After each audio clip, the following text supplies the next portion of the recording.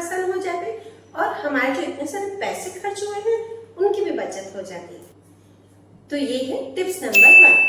सर्दियों के मौसम में ढेर सारी हरी पत्तेदार सब्जियां आती हैं और इन सब्जियों को अगर हम लाते हैं तो उसे हमें 1 से 2 दिन के अंदर ही उसकी सब्जी बनानी पड़ती है। मतलब उसे हम फ्रिज में स्टोर नहीं कर सकते वरना वो खराब हो जाती हैं। तो आज मैं आपको बताती हूँ एक ऐसा टिप जिससे कि आपकी ये सब्जियां 1 हफ्ते तक एकदम फ्रेशली फ्रिज में पड़ी रहेंगी। तो आपको इस तरह से इसके लिए एक प्लास्टिक का कंटेनर लेना है और इसमें आपको सबसे पीछे एक न्यूज़पेपर रख देना है और न्यूज़पेपर की आप 2 लेयर जरूर रखें। एक लेयर से काम नहीं चलेगा। उसके बाद आप इस तरह से सब्जी रखें, जैसे कि मैंने ये धनी काट कर रखे हैं, और फिर उसके ऊपर फिर से 2 लेयर आप न्यूज़पेपर की रखें और फिर उसे अच्छे से ढक्कन से पैक कर दें। तो इससे आपकी जो हरी पत्तेदार सब्जियां होंगी वो 1 वीक तक बिल्कुल ही फ्रेशली रहेंगी और इसके जो पत्ते होंगे वो भी एकदम हरे भरे रहेंगे, बिल्कुल भी पीले नहीं पड़ेंगे।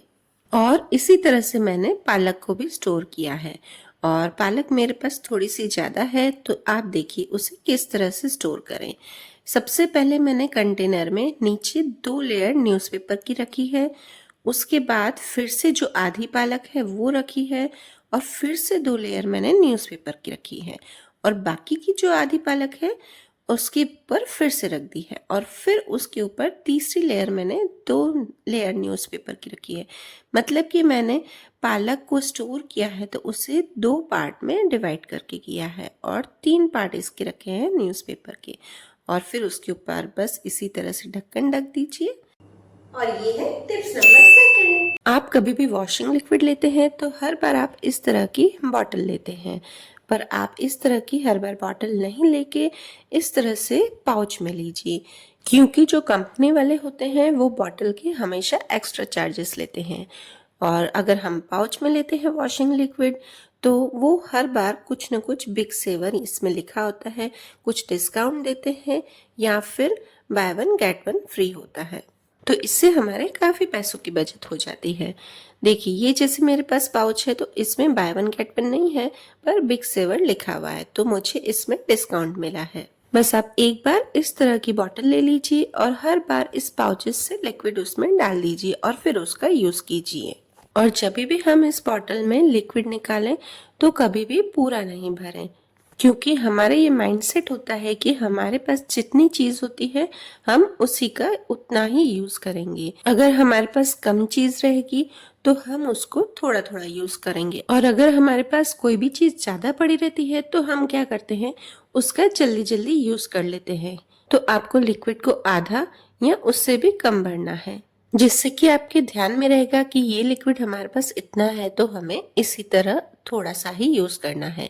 इससे हमारे पैसों की काफी बचत हो जाती है। आप ये वाला टिप एक बार जरूर फॉलो करके देखिएगा, इससे आपको काफी फायदा मिलेगा। मैंने इस बॉटल को अभी सिर्फ 1/4 ही भरा है। उसके बाद जब ये पूरा फिनिश होगा उसके बाद मैं इसमें दूसरा लिक्विड को फिल करूंगी। और किसी भी लिक्विड की हर बॉटल में इस तरह का ढक्कन आता है और उसमें मेजरमेंट लिखा होता है कि हमें कितना ml लिक्विड डालना है, तो बस उसमें हमें मेजर करके ही लिक्विड डालना है। इससे भी हमारी काफी बचत होती है। अब आप बोलोगे कि निशा इसमें मेजर करके डालना है तो फिर हमारा लिक्विड कम या ज्यादा कैसे यूज होगा? आपने तो बोला कि पाउच में से थोड़ा थोड़ा उतारना है। नहीं, पर हर इंसान की फितरत होती है कि हमारे पास चीज अगर ज्यादा होगी तो हम ज्यादा यूज करेंगे और कम होगी तो कम डालेंगे। तो हमें ये दोनों ही टिप फॉलो करने हैं। और ये है टिप्स नंबर 3। हमारे घर में इस तरह से सर्विंग कांच की प्लेट्स होती हैं और कभी कभी उनमें बड़े बड़े स्क्रैचेस हो जाते हैं, तो इसके लिए हमें कोई भी खर्चा करने की जरूरत नहीं है। आपको इस तरह का कोई भी प्लास्टिक का डब्बा लेना है, कोई कंटेनर लेना है और फिर क्या करना है, हमें इस कांच की प्लेट को रखना है न्यूज़पेपर के ऊपर। जितनी हमारी प्लेट्स हैं उतनी न्यूज़पेपर की आप लेयर रख दीजिए और फिर इससे मेजर करके इस तरह से इसे गोल कट कर दीजिए, आपकी प्लेट के हिसाब से मेजर करके। देखिए अब ये इस तरह से गोल कट हो गई, बिल्कुल प्लेट की मेजरमेंट के हिसाब से बिल्कुल उसके बराबर। अब इसे आप क्या कीजिए, इस डब्बे में एक प्लेट रखकर ऊपर फिर एक न्यूज़पेपर रख दीजिए, फिर दूसरी प्लेट रखकर फिर न्यूज़पेपर दूसरा रख दीजिए। इस तरह से आप सारी प्लेटों को इसमें अरेंज कर दीजिए। इससे क्या होगा कि बीच बीच में जो स्क्रैचेस पड़ जाते हैं वो बिल्कुल भी नहीं पड़ेंगे। और इस तरह से हम किसी डब्बे में रखेंगे प्लेट्स को तो उस पे धूल मिट्टी या कोई भी प्रकार की चिकनाहट नहीं जमेगी। और ये है टिप्स नंबर 4। हमारे पास इस तरह से ड्राई नाश्ते के बहुत सारे खुले पाउचेस रहते हैं, तो इससे हमें क्या करना है, इस तरह से छोटे छोटे प्लास्टिक के डब्बों में या किसी भी छोटे छोटे डब्बों में उसे फिल करके रख देना है। इससे क्या होगा कि अगर बच्चे अपने आप खाने के लिए लेते हैं तो भी उनसे ये गिरेगा नहीं। इससे ये जो नाश्ते होंगे वो एक दूसरे में मिक्स भी नहीं होंगे और जिस भी डब्बे में हमने रखा है वो भी खराब नहीं होगा। और इससे कई बार क्या होता है ना कि हम बच्चों को डांटते हैं कि आप लोग ये सब गिरा देते हो, तो फिर वो बोलते हैं कि आप अपने आप ही दे दे। तो इससे हमारे समय की काफ़ी बचत भी होगी कि वो अपने आप ले भी लेंगे और शेल्फ को या डब्बे को गंदा भी नहीं करेंगे। और जितना कम डब्बा गंदा होगा तो वो धुलेगा भी कम, तो पैसों की भी बचत होगी और शेल्फ भी कम खराब होगा, या फिर हम उन्हें नहीं देंगे तो हमारे समय की भी बचत होगी। तो आप जो ये छोटी छोटी डब्बियां हैं उसे एक बड़े कंटेनर में डाल दीजिए और बड़े कंटेनर में सबसे नीचे आप वो वाली चीज़ डालिए जो आपकी पैक पड़ी है। ये ख़त्म होने के बाद आपको खोलनी पड़ेगी, तो फिर आपको वो याद भी रहेगा कि आपको इसके बाद वो चीज़ यूज़ करनी है। और ये है टिप्स नंबर 5।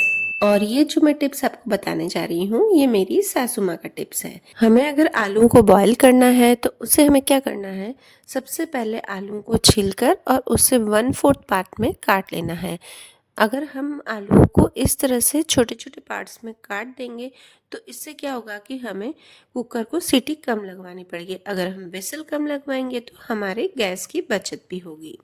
तो मैंने क्या किया है, सारे आलू को 1/4 पार्ट में इस तरह से काट दिया है और फिर हम इसे कुकर में डालकर, और हमें पानी भी एकदम कम ही डालना है, बस आलू की लेयर के बराबर। जितना हम कम डालेंगे पानी उतनी जल्दी विसल लगेगी और इसमें स्टीम में ही अच्छे से आलू बॉईल हो जाते हैं। और इसमें थोड़ा सा नमक डाल देंगे ताकि आलू जल्दी से बॉईल हो जाए। और ये है टिप्स नंबर 6। आप अगर नींबू के किसी भी यूज़ में लाते हैं या दूध को फाड़ने में या किसी भी चीज़ में, तो उसके जो छिलके हों उसे आप बिल्कुल भी फेंकिएगा नहीं। आप इससे एक स्किन केयर कर सकते हैं। जी हाँ, बिल्कुल सही सुना, नींबू के छिलकों से स्किन केयर। तो आप एक बाउल में थोड़ी सी दही ले लीजिए और फिर छिलकों को डिप करके और अपने हाथों को रब कीजिए। इससे आपके हाथों पर जो भी टैनिंग होगी वो हट जाएगी और इसे आप कंटिन्यू 1 मिनट तक कीजिए, तो इससे आपको बेस्ट रिजल्ट मिलेगा।